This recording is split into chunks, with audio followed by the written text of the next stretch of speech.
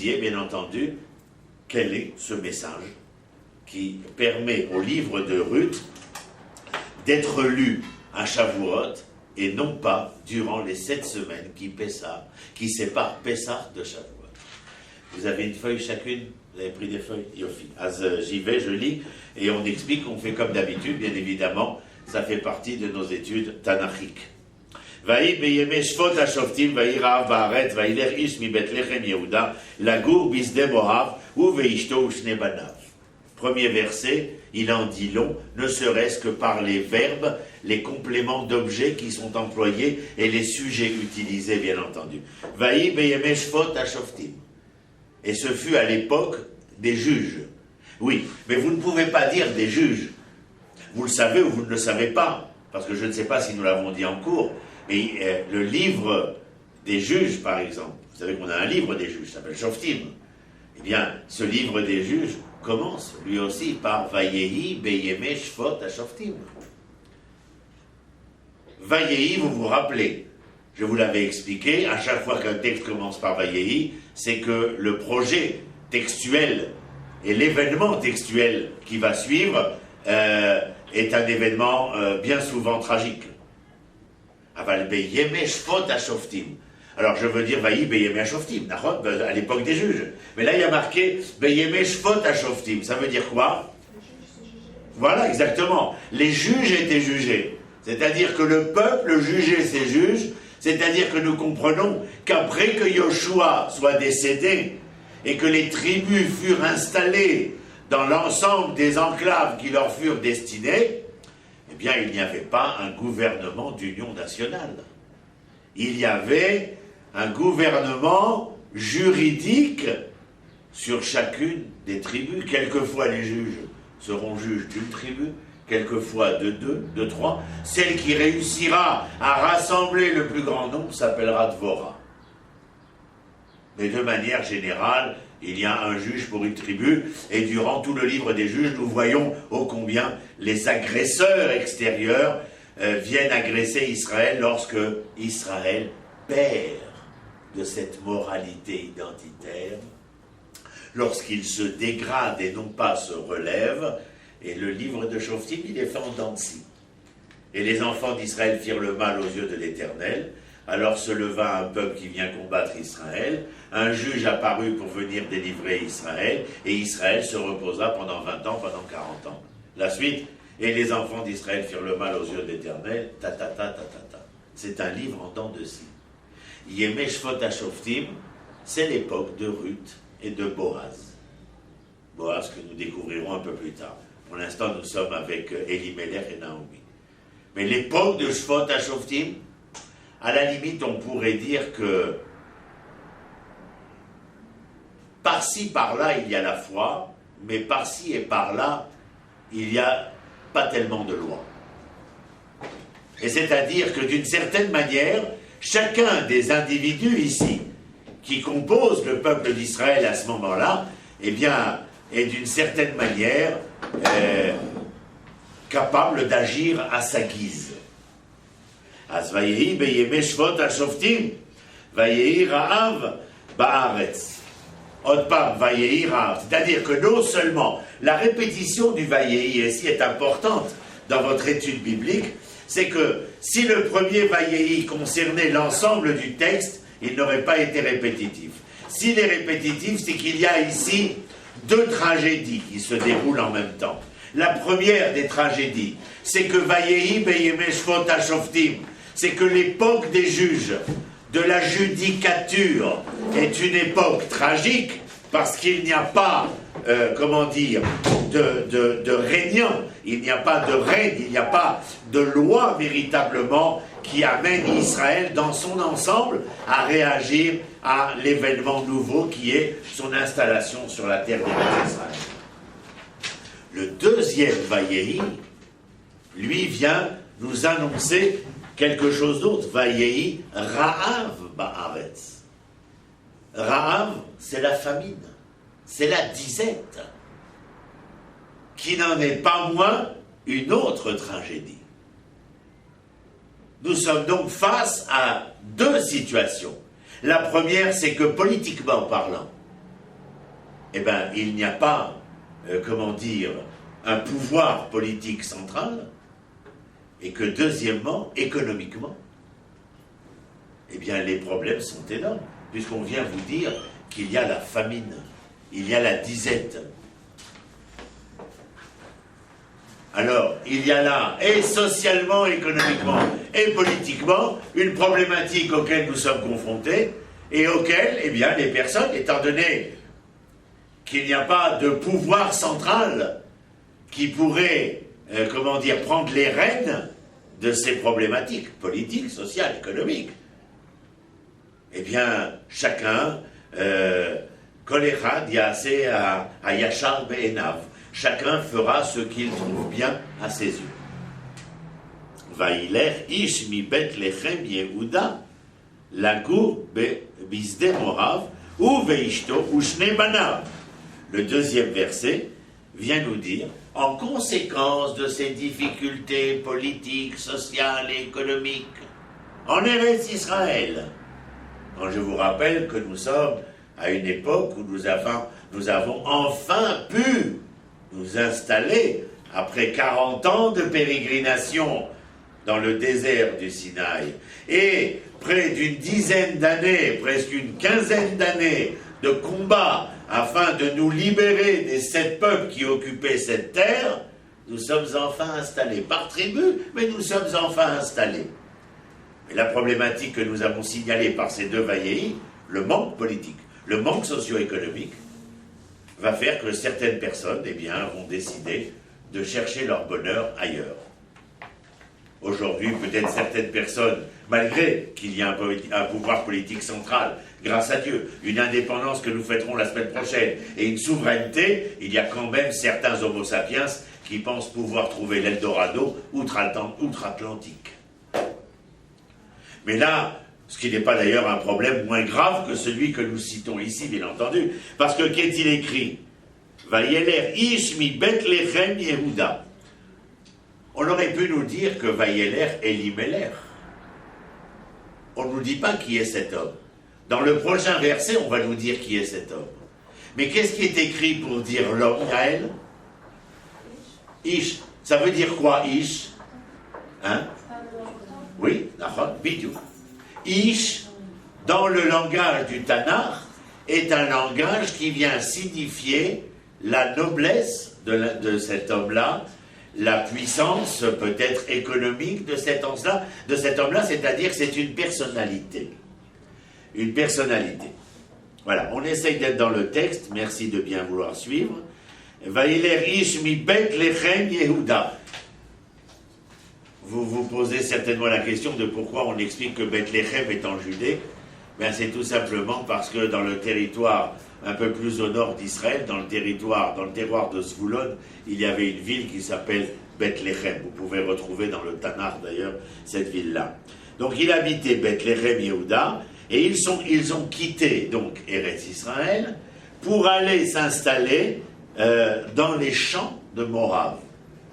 Vous savez peut-être où est Moab. Lorsque vous êtes en Eretz Israël, vous avez la carte d'Israël devant vous. Regardez où est la mer Morte. De l'autre côté de la mer Morte, il y a ce qu'on appelle, si vous êtes allé en vacances d'ailleurs, vous le savez, quand vous êtes devant la mer Morte, face à vous, vous avez les monts de Moab, qui sont d'ailleurs plus élevés que les monts de Judée. Voici le pays de Moab. Qui est Moab? Oh, vous vous rappelez, lors de cette approche vers Eretz Israël, l'Éternel nous dit que nous ne devions pas combattre Moab. Vous vous rappelez? Malgré que Moab ne nous ait pas proposé ni le pain, ni l'eau, pour pouvoir nous rassasier durant notre campagne vers Eretz Israël. C'est tout à fait intéressant. Où est-ce que l'homme, personnalité, va s'installer en quittant Eretz Israël dans les monts de Moab? Oui, je vous l'accorde, nous sommes après les guerres d'Israël. Et donc Moab n'est plus le maître d'Israël, mais il est assujetti, pas conquis, mais assujetti. Vous vous rappelez que Moab va vouloir détruire Israël? Balak, Bilam, ça vous dit quelque chose? Hazer, Melech Moab, voudra détruire Israël, non pas par la guerre, mais détruire Israël en essayant de le maudire, contrairement à la bénédiction que proclame Bilam et sur laquelle il est impossible d'agir. Donc c'est vers ce pays-là que se dirige cette personnalité que nous n'avons pas encore nommée, mais que nous appelons Ish. Maintenant, le verbe qui est employé, je vous l'ai dit en introduction de ce qu'était la relation de Pessah à Shavuot. Le verbe ici employé est la Bisde Morav. Cette personnalité a quitté. Faites passer une feuille à Adèle, c'est très gênant de ne pas avoir le texte devant soi. Il y a ici, bien entendu, une volonté probante de faire valoir que cette personnalité ne quitte Eretz Israël que pour une simple raison, ou non, pas une simple raison, une raison difficile, qui est la famine, la disette. Cette personnalité ne quitte pas Eretz Israël parce qu'il n'y a pas de pouvoir politique. Au contraire, vous savez quoi? Pour cette personnalité, le fait qu'il n'y ait pas de pouvoir politique central fait que des personnalités comme cet homme-là étaient d'une certaine manière des seigneurs dans leur ville. Et donc vous pensez bien que, je ne sais pas si vous vous rappelez vos cours d'histoire, mais le régime féodal donnait beaucoup plus de répondants aux seigneurs avec ses vassaux au roi lui-même à cette époque-là, du bas Moyen-Âge. Je ne sais pas si vous vous rappelez le rapport de ce régime féodal. Enfin bref, et donc il est écrit « Ou veishto shne banav ». Ça vous fait penser à quoi lorsqu'il est écrit qu'il a pris sa femme et ses 2 enfants? Ma question elle est rhétorique parce que peut-être on ne va pas rentrer dans un débat puisque je suis là pour vous enseigner. Mais essentiellement, lorsqu'il est écrit qu'il quitte le Sde Moab alors qu'il est une personnalité, de qui vous auriez attendu de quitter Bethléem en Judée? Qui auriez-vous vu quitter naturellement Bethléem face à la disette et à la famine qui sévissait? Non, oui, les indigents. Les indigents. Les personnes qui n'ont rien, qui n'arrivent pas à se nourrir. Mais lui, qu'est-il écrit à son propos? Ish, une personnalité. J'en conclus que c'était une personnalité qui n'était pas une personnalité simplement parce qu'il avait Shem Tov, mais parce qu'il avait sûrement aussi Shemen Tov. Même si Shlomo Améler nous apprend dans ses écrits que Tov Shem Shemen Tov, il vaut mieux avoir un bon nom que beaucoup d'argent, parce que le nom reste, l'argent non. Et il est bien clair que cet homme a non seulement le nom, mais il a aussi les moyens. Alors c'est tout à fait étonnant de le voir partir. Et qu'est-ce qui vient confirmer d'une certaine manière le fait que cet homme a, comment dire, une réaction particulière malgré son statut de personnalité? C'est qu'il ne prend que qui? Sa femme et ses 2 enfants. Il ne prend pas ses serviteurs? Il prend personne. C'est mieux que ça. Le problème, c'est qu'il ne prend pas ses serviteurs. Il prend personne. C'est-à-dire que il est, d'une certaine manière, il apparaît à nos yeux comme un personnage, je le traiterai d'égocentrique. C'est-à-dire qu'il est renfermé sur lui-même. Pour 2 raisons. La première qui me fait dire qu'il est renfermé sur lui-même et que tout tourne autour de son nombril, c'est qu'il est une personnalité dont nous avons dit que c'était un nom et des moyens.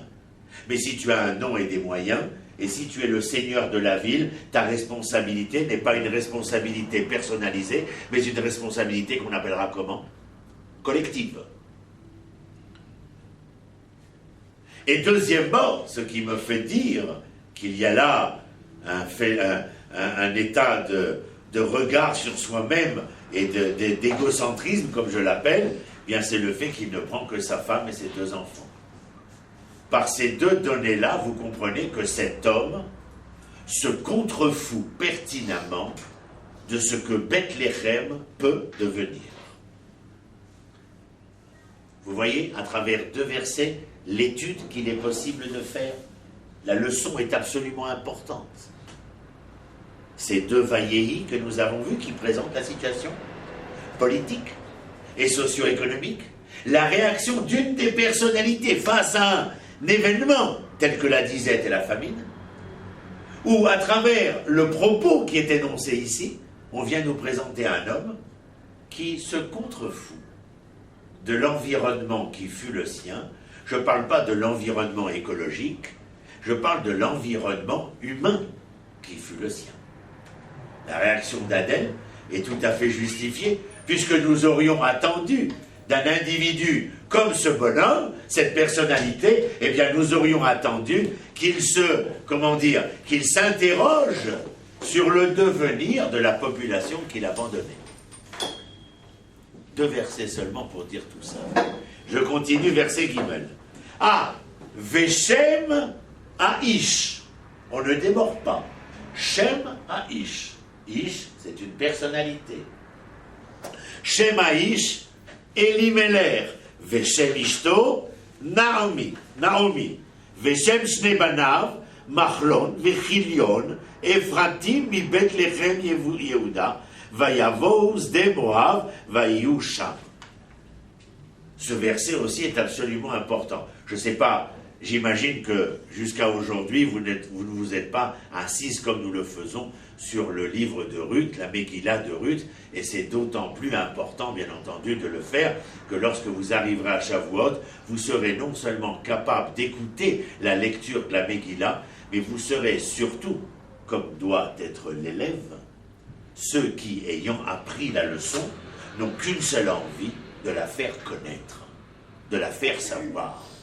Car le savoir n'est pas acquis pour vous seul, mais si ce savoir vous est acquis, alors vous êtes redevable par ce savoir vis-à-vis des autres. Alors donc, Veshem Aish Elimelech, c'est intéressant ces noms, les noms que vous portez. Vous savez pourquoi? Je vous l'ai déjà dit, le nom est l'essence de l'être. Reni, c'est ma joie. Si Reni, c'est l'essence de l'être, il faudrait que je sois un tant soit peu ce que mon nom dit. Et si je ne le suis pas, eh bien essayez d'aspirer. Alors regardez quel est votre nom, quelle est l'essence de ce nom. Et comme le nom n'est pas par hasard, bien évidemment, il signifie quelque chose. Alors Elimelech, nos sages nous disent que Élie, qui c'est Élie? Mon Dieu, Meler est un roi. Ben, vous savez ce que dit Rachi? Vous ne le voyez pas sur vos feuilles, mais vous pourrez le consulter. Vous savez qu'il y avait un malchoute de lui, alors c'était appelé comme ça. Non. C'est pas ce que nos sages enseignent. On n'est pas en train d'essayer de deviner les choses pour l'instant. Avec moi, vous apprenez essentiellement l'étude biblique dans le pshat biblique. Soyez capable de dominer le texte avant de vous envoler avec le texte. En clair, il faut bien que tu arrives à l'aéroport avec tes bagages avant de monter dans l'avion. Aussi faut-il qu'il y ait... Il se faut aussi, bien entendu, qu'il y ait un avion pour pouvoir s'envoler, bien entendu. Reste au pshat d'abord et essaye de comprendre. Par exemple, nos sages disent Elimelech. Comment Banot, Anartoloti. Comment peux-tu dire que mon éternel est roi? Ce que remarque Rachi tout de suite, si dans ton comportement, dans tes actions, tu agis à l'envers de ce que celui que tu considères comme étant ton Dieu, le roi. J'ai dit donc Elimelech, Rachi vient le remettre en question, parce que cet homme, alors qu'il est une personnalité, ayant une responsabilité collective, va quitter Eretz Israël.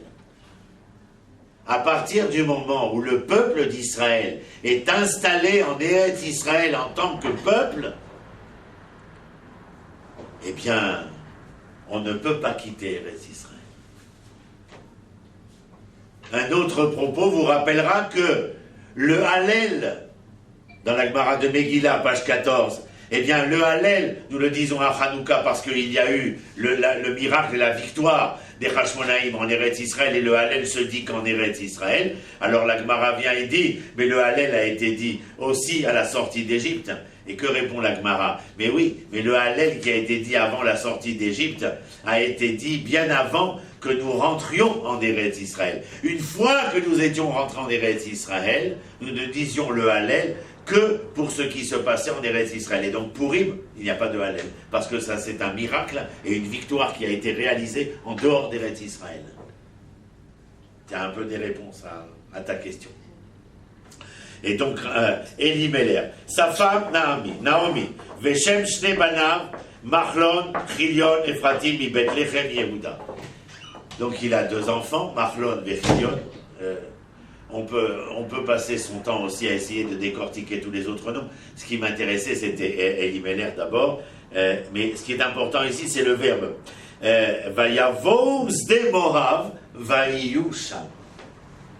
Au début, à propos de Elimelech, regardez Vaïler Ish mi Bethlehem, verset Aleph. Verset Bet, il y a marqué Vayavohu, et la fin du verset Vayiyu Sham. Vaïler, Vayavohu, Vayiyu Sham. Intéressant. Quand il est parti, il s'est mis en marche, c'était pourquoi il est écrit Vaïler, Lagour, Sdemorav. Il est allé pour résider temporairement, Sdemorav. Vayavou, ils y sont arrivés. Vaïou, Sham, et ils furent là-bas. Vaïou, Sham. Il y aurait Vayavou, je comprends. Il a bien fallu qu'ils arrivent. Et pourquoi Vaïou, Sham? Vayagourou Sham. Vayagourou Sham. Or, il est écrit Vaïou Sham. Ce qui est intéressant, c'est que le verset Gimel, il commence par quoi? Juste après le Vaïou Sham. Qu'est-ce qui est écrit? Vayamot Elimelech Ish Naomi. Vayamot Elimelech. Rachi là-bas, eh bien, ne fait pas dans la dentelle. Il est mort parce qu'il s'est installé à Moab. Il a quitté Eretz Israël. Il est venu et il n'a pas résidé temporairement là-bas. Il s'est installé dans les champs de Moab. Vayamot Elimelech Ish Naomi.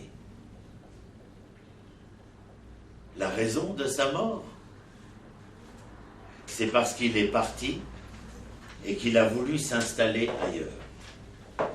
Le fait de quitter cette identité qui était la sienne dans la Judée, à Bethléem, en terre d'Eretz Israël, lui a fait perdre cette dernière en quittant Eretz Israël.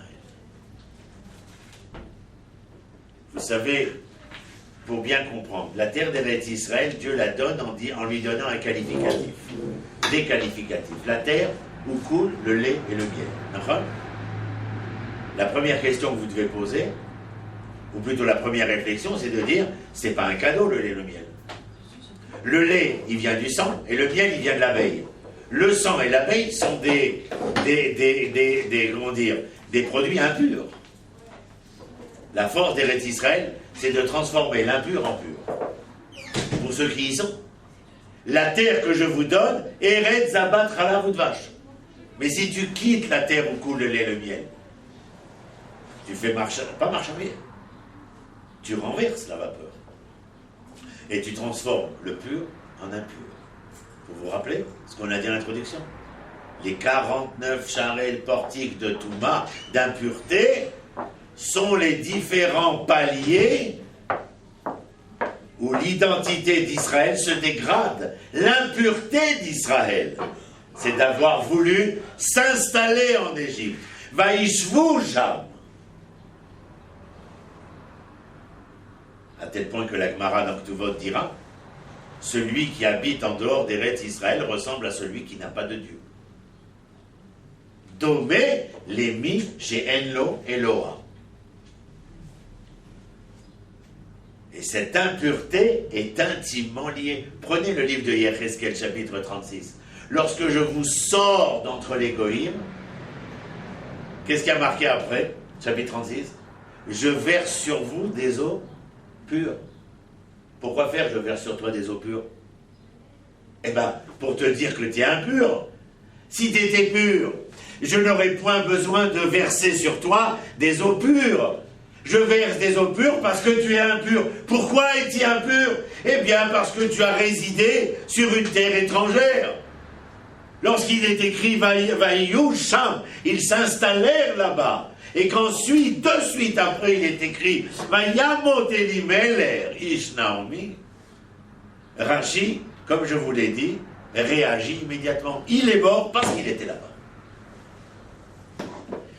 Ensuite, Ish Naomi.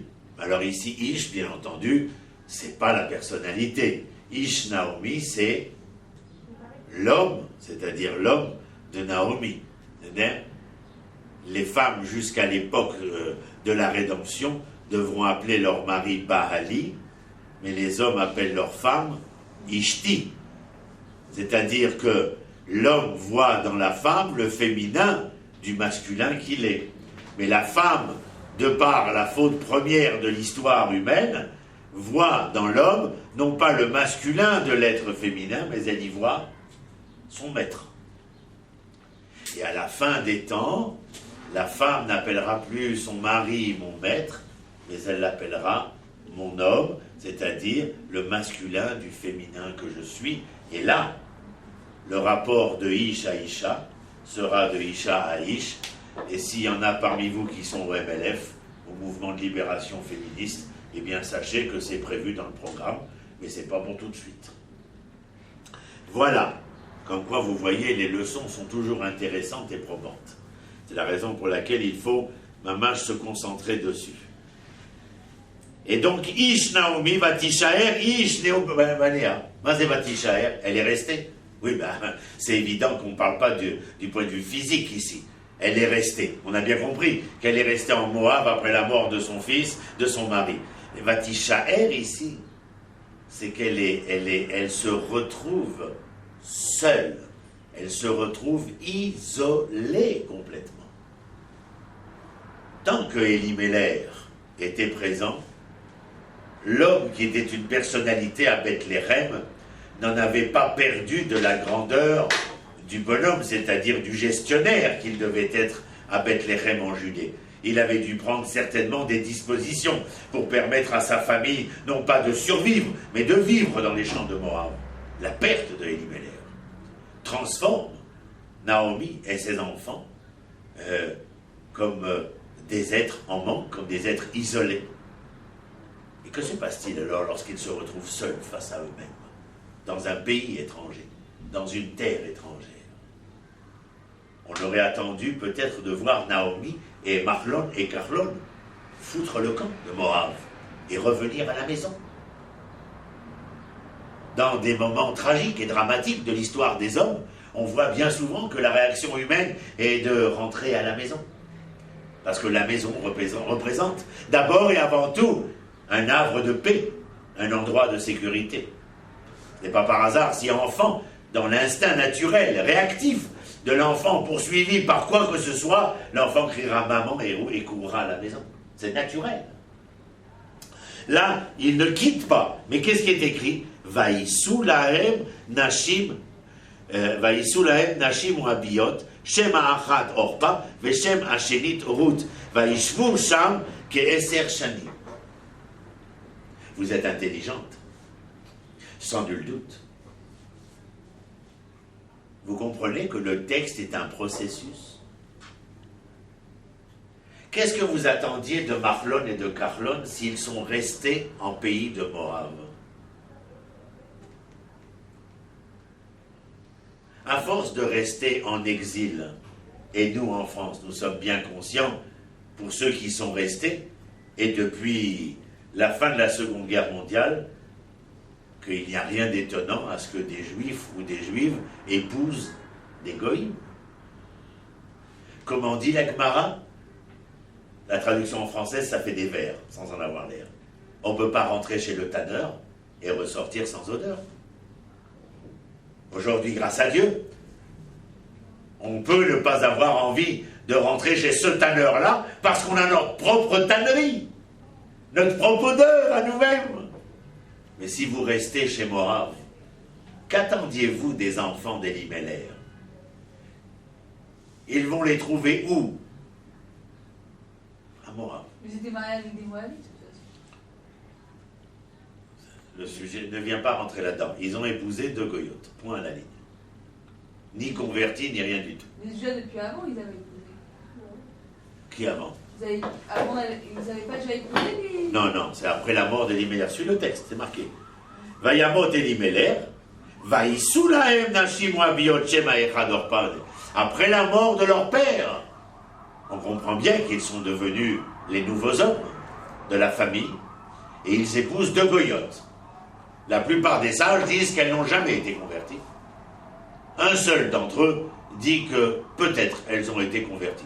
Mais il est clair que même dans le pshat des choses, on imagine qu'à force de vivre dans la tannerie étrangère, on sent et on ressent les odeurs de cette tannerie. Tu comprends? Et si la tannerie pue, tu pues. C'est clair. C'était des princesses. Ça veut dire que le fait qu'il se marie avec 2 Moabiotes n'a rien d'étrange. C'est même tout à fait naturel. Comment pouvez-vous vivre au milieu d'eux et attendre que par hasard? C'est pas étonnant aujourd'hui que les États-Unis, les pays Europe occidentale, vous ayez des taux de mariage mixte qui dépassent de loin les 50%. C'est clair, c'est évident. Qui a pu se sauver de cela? Celui qui est sorti de la tannerie, de cette tannerie-là, de Moab. Et qui est venu dans la tannerie qui s'appelle Israël. Celui-là a toutes les chances de s'en sortir. Bien sûr qu'il y a aussi des mariages mixtes en terre d'Israël, parce qu'il y a d'autres peuples qui y résident. Mais les pourcentages sont infimes et infinitésimales. Par contre, plus de 50%, alors nous n'avons pas à nous étonner que Mahlon et Carlon se soient laissés empêtrer dans cette histoire. Qu'est-ce qui est écrit ensuite? Donc, Orpa et Ruth, Vaishvu Sham, et voilà, Vaïler, Vaïavou, Vaïou, Vaishvu, et voilà. Arrivé devant Pharaon, Yaakov dit, nous sommes venus résider temporairement parce qu'il y a la famine. Yaakov meurt, Yosef mourra, les 12 frères et sœurs mourront, et les enfants d'Israël, Vaïfrou, Vaïrbou, Vaïshretsu, Admeod, Meod, Vaïshvu, Be'eretz. Ils vont s'installer en terre d'Égypte. C'est seulement après, les filles, qu'il est écrit Vayakom Melech Hadash. Il n'y aurait pas eu de Melech Hadash. Imlo Aïta Yoshem, si tu ne t'étais pas installé.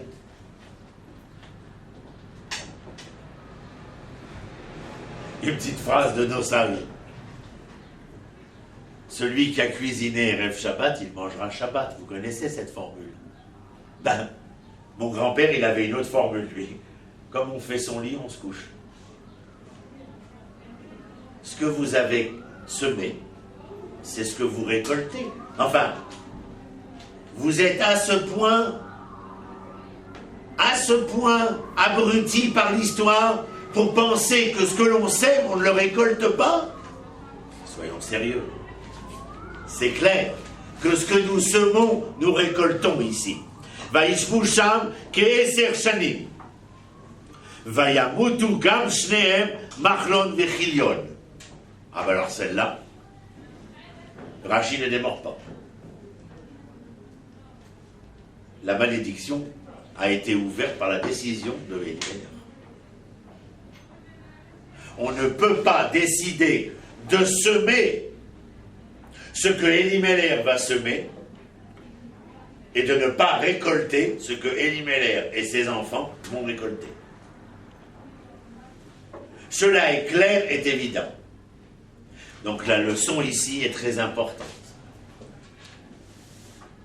À savoir qu'il y a une immoralité identitaire à partir à la recherche de soi en dehors de soi.